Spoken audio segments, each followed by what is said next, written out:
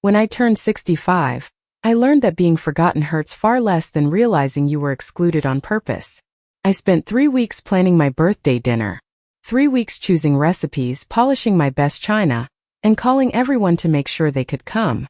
I wanted nothing extravagant, just one evening with the people I loved most. My son Elliot promised he would be there. My grandchildren, Tommy and Emma, were excited about the chocolate cake I planned to bake. Even Meadow, my daughter-in-law, sounded unusually cheerful when she told me she wouldn't miss it for the world. On the morning of my birthday, I woke up before sunrise. The house was quiet, but it felt hopeful. Sunlight slipped through the kitchen curtains while I brewed coffee and reviewed my checklist one last time. I seasoned the roast, arranged fresh flowers in the dining room, and carefully placed 8 name cards around the table. Every detail mattered to me. Family had always mattered to me. By late afternoon, everything was ready. The roast filled the house with a warm aroma. Candles waited beside the birthday cake, cooling on the counter. I changed into a navy blue dress I had bought specially for the occasion. Looking into the mirror, I smiled at my reflection. 65 years old. Not young anymore, but grateful. Grateful for my family. Grateful for another year. At 6 o'clock, I lit the candles on the dining room table. At 6:15, I checked the front window. No cars. At 6:30, I looked at my phone. No messages. I told myself traffic was probably heavy. At 7 o'clock, I called Elliot. Straight to voicemail. I called again. Nothing. Then Meadow. No answer. My smile began to fade. The dining room suddenly felt larger than it had an hour before.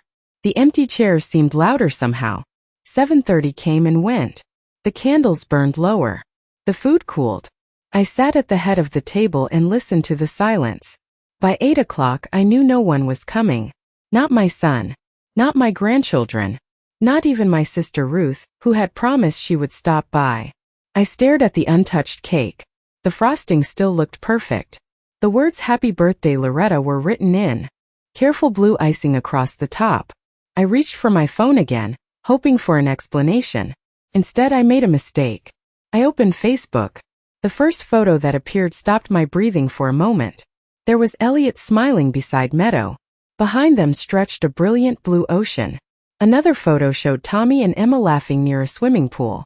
Another showed my sister Ruth raising a glass beside the rest of the family. They were all together. Every single one of them. The caption beneath the photo read, "Making unforgettable memories with the people who matter most." I stared at the screen. Then I looked around my empty dining room. My hands trembled slightly. They weren't stuck in traffic. They weren't running late. They weren't dealing with an emergency. They had gone on a vacation together. And somehow, I was the only one who hadn't been invited. A few seconds later, another photo appeared. This one had been posted by Meadow herself. She stood at the center of the group, smiling confidently while everyone gathered around her. My son had his arm around her shoulders. My grandchildren looked happy. The family I had spent decades loving looked complete without me. I sat very still. The candles flickered softly. The roast had gone cold. The cake remained untouched. Something inside me cracked that night. Not loudly. Not dramatically. Just enough for me to finally see what had been happening for years. Because as I stared at those vacation photos, one thought refused to leave my mind. This wasn't the first time I had been left out. It was simply the first time I could no longer pretend it was an accident. I did not sleep much that night. After blowing out the candles, I wrapped the leftover cake in plastic wrap and placed it in the refrigerator. The dining room looked exactly the same as it had hours earlier. 8 place settings. 8 empty chairs. 8 reminders that I had spent an entire day preparing for people who had chosen to be somewhere else. The next morning, I poured myself a cup of coffee and sat at the kitchen table. The cruise photos were still on my mind. I told myself not to overreact. Maybe there was an explanation. Maybe something had happened at the last minute. Maybe they had planned to tell me and forgotten. But even as I thought those things, another voice inside me whispered a different truth. This was not the first time I had felt pushed to the edge of my own family. I opened an old photo album that sat on the bookshelf in the living room. The pages were filled with birthdays, holidays, graduations, and family vacations. Smiling faces stared back at me. Some of the memories felt warm. Others suddenly felt different. I remembered Tommy's 6th birthday party 2 years earlier. I had spent days shopping for presents and wrapping them carefully. The morning of the party, Meadow called and said the venue had changed at the last minute. She gave me an address 40 miles away. I arrived 20 minutes late and found an empty parking lot. Later that evening, photos appeared online. The party had been held at the original location all along. Meadow laughed it off when I asked about it. She said there had been a misunderstanding. I believed her. Then there was Emma's dance recital. Meadow told me the performance started at 7. I arrived at 6:45 carrying flowers. The auditorium was empty except for a janitor cleaning the floors. The recital had ended more than an hour earlier. Again there was an explanation. Again I accepted it. One memory after another surfaced. Christmas dinners moved without warning. Family barbecues announced after they happened. School events I somehow never heard about. At the time each incident seemed small. A scheduling mistake. A communication problem. Bad timing. Looking back they formed a pattern. The same pattern. And at the center of it was always Meadow. Around noon my phone finally buzzed. A message from Elliot appeared on the screen. "Sorry we missed your birthday, Mom. Reception was spotty on the ship. We will celebrate when we get back." That was all. No explanation for why I had never been invited. No apology for leaving me alone. Just 12 words that somehow made me feel even worse. I stared at the message for several seconds before setting the phone down. The son I had raised used to call me every Sunday afternoon. He used to stop by without warning just to check on me. After he married Meadow, those visits became less frequent. Then they became rare. Eventually they disappeared altogether. I had blamed adulthood, work, parenting, life, but now I was no longer certain. Outside, a light rain began tapping against the kitchen window. I sat there listening to it while old memories arranged themselves like pieces of a puzzle. One by one they connected. One by one they revealed a picture I had refused to see. By evening I realized something that frightened me more than the empty birthday table. If Meadow had spent years quietly keeping me at a distance, then there had to be a reason. And for the first time I found myself wondering what she was so determined to hide. I spent the next few days trying to convince myself that I was imagining things. It would have been easier that way. Easier to believe that loneliness had made me suspicious. Easier to believe that a few unfortunate misunderstandings had simply piled up over the years. But every time I looked at those cruise photos, the same feeling returned. Something was wrong. On Thursday afternoon, I drove to the small park where Tommy used to play baseball. The field was empty except for a groundskeeper cutting grass near the outfield fence. I sat on a weathered bench and watched the wind move through the trees. It reminded me of all the Saturday mornings I used to spend there. I never missed a game. Rain or shine, I sat in the bleachers with snacks, sunscreen, and a folding chair. Then suddenly the invitations stopped coming. Meadow told me Tommy had lost interest in baseball. A year later, I discovered through social media that he had joined a competitive league and had played an entire season without me knowing. The memory stayed with me all afternoon. Later that evening, I opened my laptop and began scrolling through old family photographs. At first I was looking for comfort. Instead I found patterns. In dozens of pictures, everyone stood together smiling. Birthdays, barbecues, holiday dinners, school ceremonies, vacations. I noticed something strange. The dates matched days when I had been told plans were canceled, postponed, or moved. Yet, there they all were together. The realization settled heavily in my chest. This had not happened once or twice. It had happened for years. I closed the laptop and walked into the hallway where several framed family photos hung on the wall. One photograph showed Elliot at age 12 holding a fishing rod nearly as tall as he was. Another showed us standing in front of a Christmas tree years before Meadow entered our lives. Back then, my son used to tell me everything.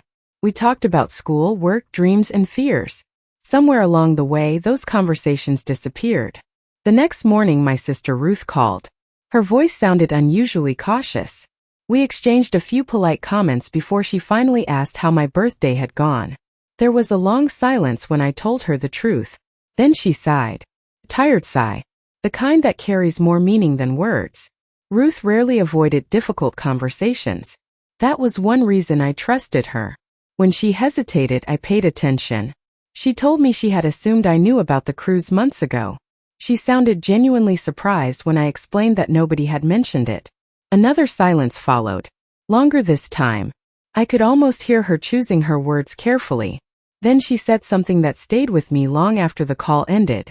She said Meadow always seemed uncomfortable whenever family conversations included me. Not openly rude. Not aggressive. Just uncomfortable. According to Ruth, invitations often changed after Meadow became involved in planning. Locations shifted. Dates moved. Guest lists evolved. Small things. Easy things to dismiss. Yet hearing it from someone else made the pattern impossible to ignore. After we hung up, I sat alone in the living room watching shadows move across the floor. Outside, the sun slowly disappeared behind the trees. Inside, memories continued arranging themselves into a picture I could no longer avoid. Meadow had not pushed me away with arguments or confrontations. She had done it quietly, gradually, patiently, like someone removing a single thread at a time until an entire fabric came apart. And the more I thought about it, the more one question haunted me. Keeping me distant was so important to her. What was she afraid I might discover? The following week, I found myself doing something I had not done in years. I opened the old filing cabinet in my late husband's study. After Richard passed away, I had closed the door to that room and rarely entered it. Everything remained almost exactly as he had left it. His reading glasses sat on the corner of the desk. A leather notebook rested beside an old lamp. Even the faint scent of his aftershave seemed trapped within those walls. I was not searching for anything specific. At least that is what I told myself. In truth, I think part of me hoped I would find an answer. Some clue that would explain why my family had slowly drifted beyond my reach. I spent hours sorting through folders, tax records, insurance papers, and handwritten notes. Most of it was ordinary, the paperwork of a life well lived. Then, near the back of a lower drawer, I found a thick manila envelope with Richard's handwriting across the front. My name was written there in blue ink. Seeing it stopped me cold. Richard had always had beautiful handwriting. Careful, precise, familiar. I sat down in his chair and carefully opened the envelope.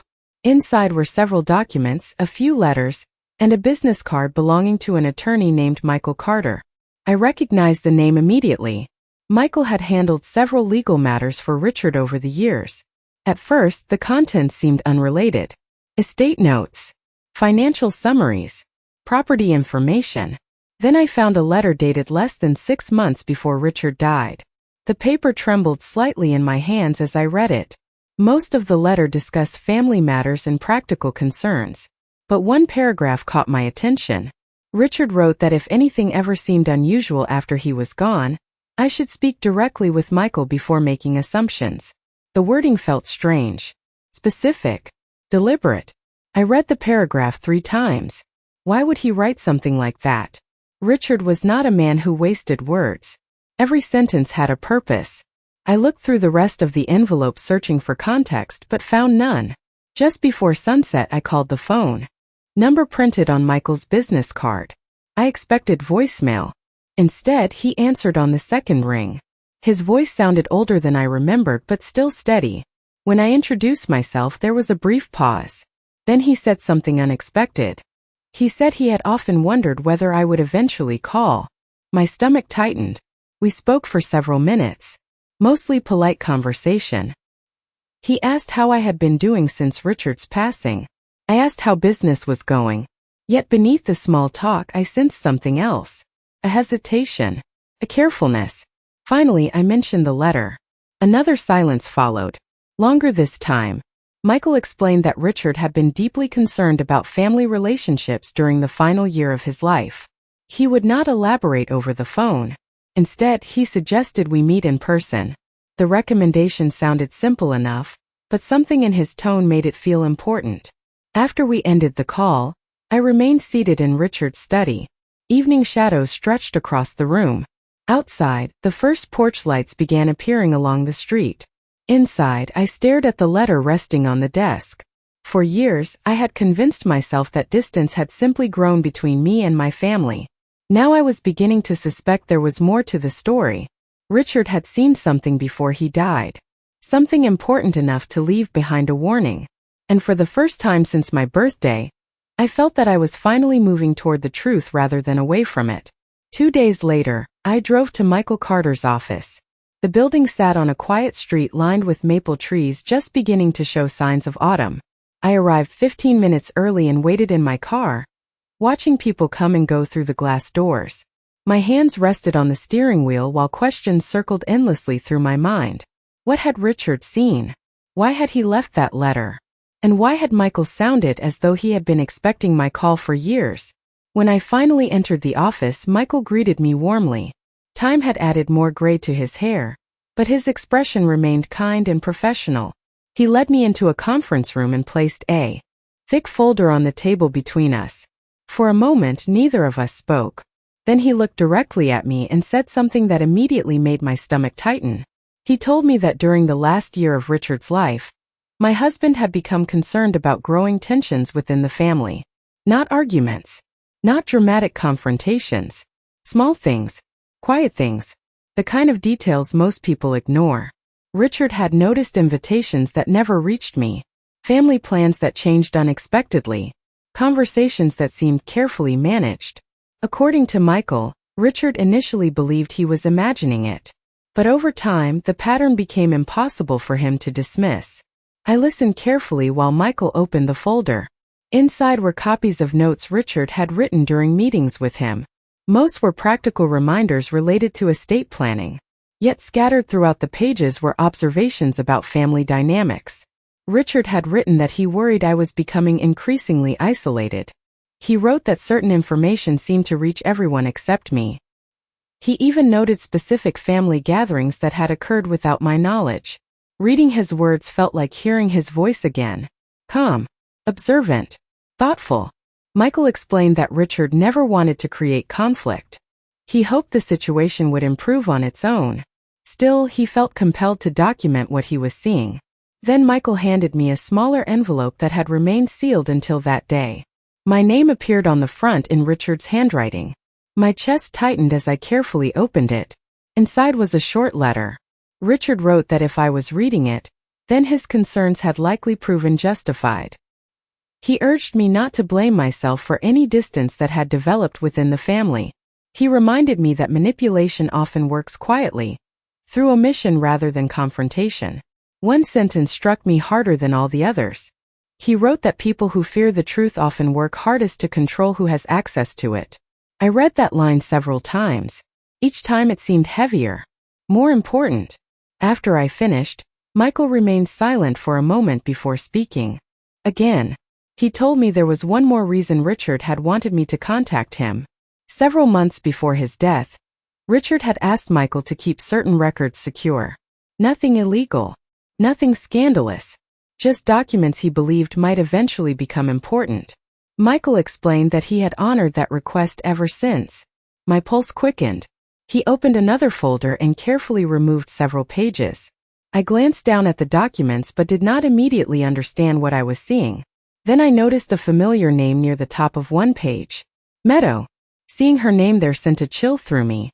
Michael did not offer an explanation right away. Instead, he slid the papers across the table and allowed me to read them myself. As my eyes moved from line to line, I realized that the answers I had been searching for were finally within reach. And for the first time, I began to understand why someone had worked so hard to keep me on the outside looking in. For several seconds, I could not take my eyes off the documents. They were not dramatic. There were no shocking headlines or sensational revelations. Instead, they contained something far more powerful. Details, dates, records, notes, the kind of information that quietly explains years of confusion. Michael allowed me time to read without interruption. The first document showed correspondence regarding a family trust Richard had established years earlier. I was familiar with the trust itself. What surprised me were the attached notes. Several requests had been submitted over the years asking for information about assets connected to the family. Most of the inquiries had originated through Meadow. That alone was not alarming. As Elliot's wife, she was naturally involved in family finances. What caught my attention was how frequently she had asked questions about property ownership, beneficiary structures, and future inheritance arrangements. Michael explained that Richard had noticed the pattern. According to his notes, Meadows' interest in financial matters seemed unusually persistent long before there was any practical reason for concern. I continued reading. Another set of documents included emails discussing family events. The emails themselves were harmless, yet a pattern emerged. Invitations were often sent through Meadow before reaching other family members. Changes in plans frequently originated with her. Guest lists were adjusted.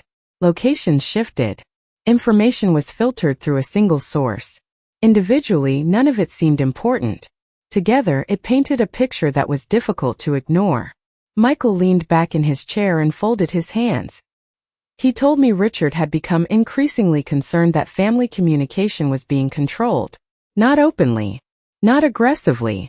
Quietly. Selectively. Certain people received information. Others did not. Certain relationships were encouraged.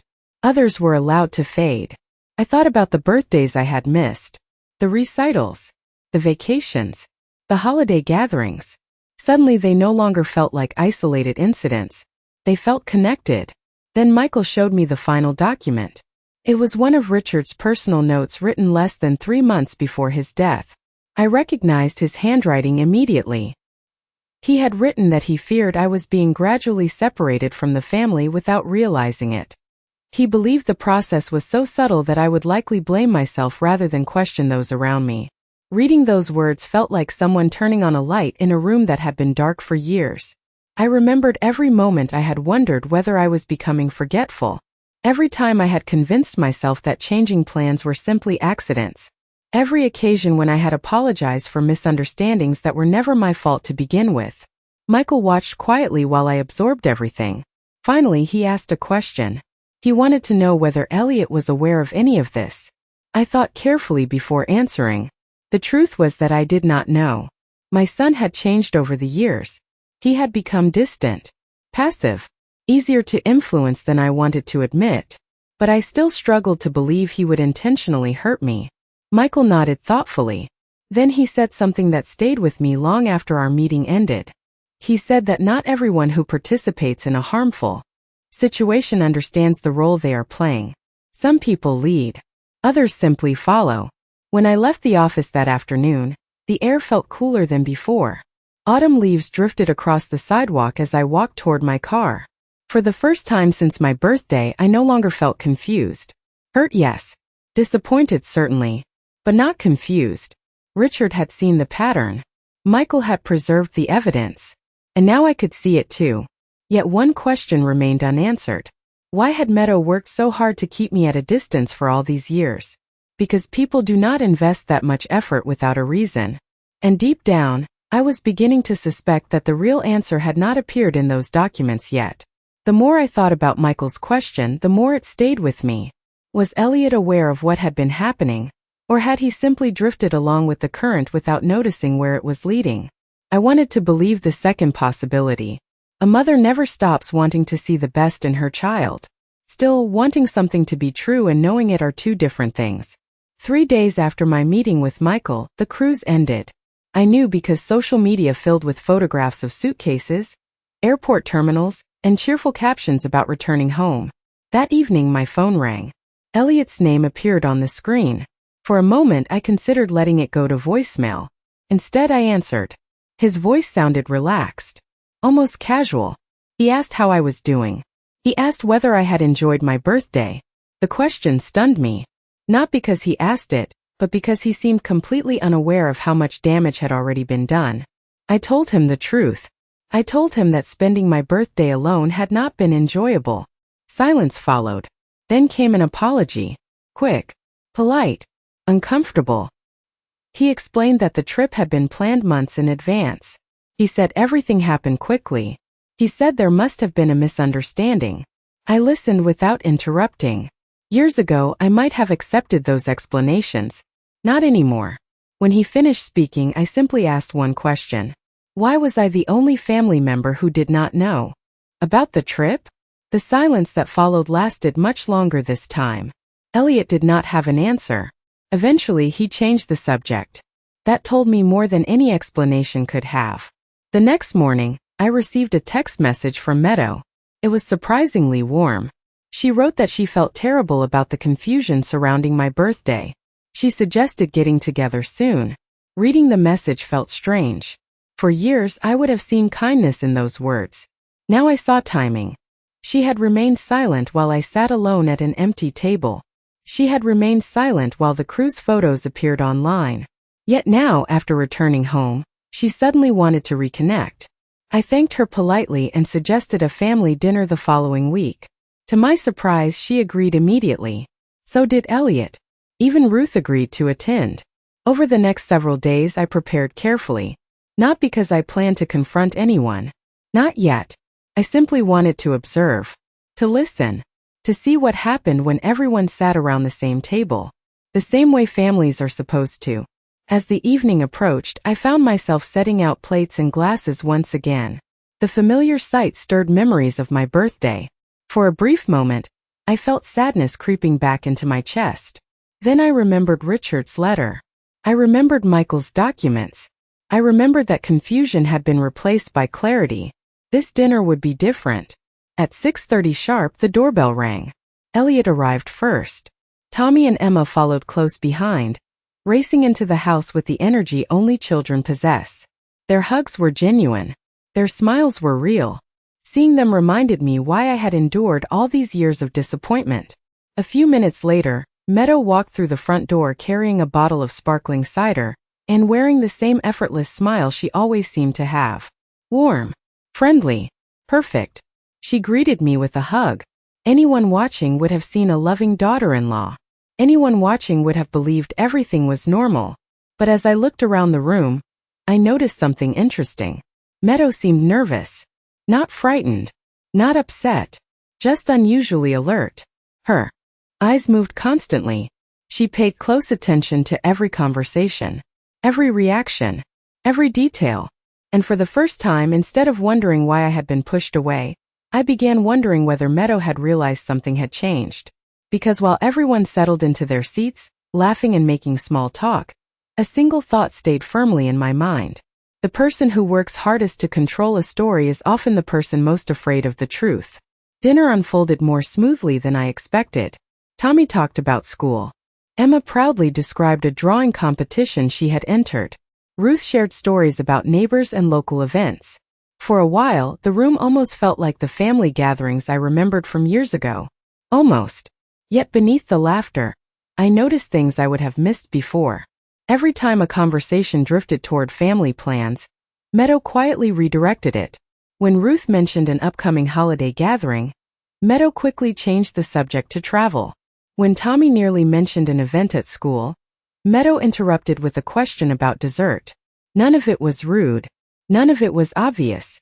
But once I saw the pattern, I could not stop seeing it. After dinner, I brought out coffee and slices of cake. The same recipe I had prepared for my birthday. The same cake that had sat untouched on my kitchen counter, while my family sailed across the ocean without me. As everyone settled back into their chairs, I decided it was time to ask a few simple questions. Nothing confrontational. Nothing dramatic. I smiled and asked Tommy about his baseball season. His eyes immediately lit up. He began describing games, teammates, and a tournament they had attended earlier that summer. Then he innocently mentioned several weekends when the entire family had traveled together. I listened carefully. According to Tommy, those trips had happened frequently.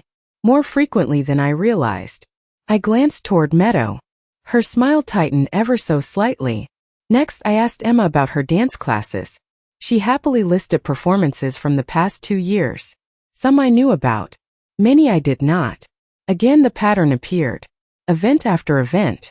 Gathering after gathering. Moments I would have treasured. Moments I never knew existed. Elliot shifted uncomfortably in his chair. For the first time all evening, he seemed to recognize where the conversation was leading.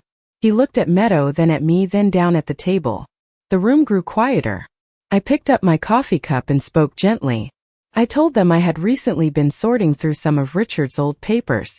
At the mention of my late husband's name, Meadow's attention sharpened instantly. It happened so quickly that most people would never have noticed. but I noticed. Michael's words echoed in my mind. The person most concerned about information is often the person who fears it. I mentioned Richard's observations about family communication. I mentioned his concerns that information sometimes failed to reach me. I did not accuse anyone. I simply shared what he had written. Elliot looked genuinely surprised. Ruth looked thoughtful.